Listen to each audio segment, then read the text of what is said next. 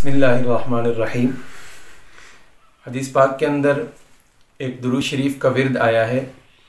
जो बंदा ये दुरूद शरीफ ज़ुहर के बाद 100 मरतबा पढ़ लेता है, अल्लाह तबारक व तआला उसको 4 इनाम अता फरमा देते हैं।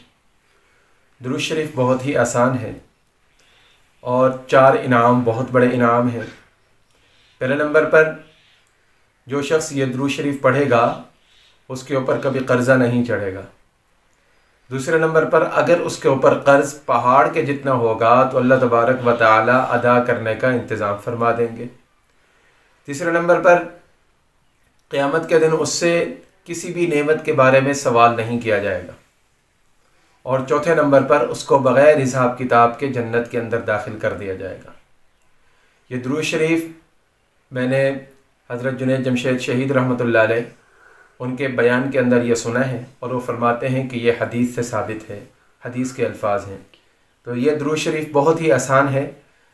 आप हज़रात इसके अल्फाज याद कर लें, जैसे बताया जाए उसी तरह पढ़ना है। अल्लाहुम्मा सल्ली अला मुहम्मदिन व अला आलिहि व बारिक वसल्लिम। अल्लाहुम्मा सल्ली अला मुहम्मदिन व अला आलिहि व बारिक वसल्लिम। जो शख्स ज़ुहर के बाद ये दुरूद शरीफ 100 मरतबा पढ़ता है, उसको पीछे जो मैंने इनाम बताए हैं वो 4 इनाम अल्लाह तबारक व तआला की तरफ से अता होते हैं। तो हमें चाहिए कि ऐसे औराद और वज़ाइफ उनका मामूल बनाएं जिनके अंदर शिरकिया अल्फाज ना हो और जो कुरान और सुन्नत से साबित हों।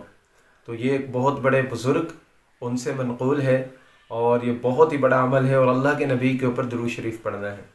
और आज जुमरात भी है, तो इस हवाले से जुमरात के दिन, जुम्मे के दिन कसरत से दुरूद शरीफ भी पढ़ना चाहिए।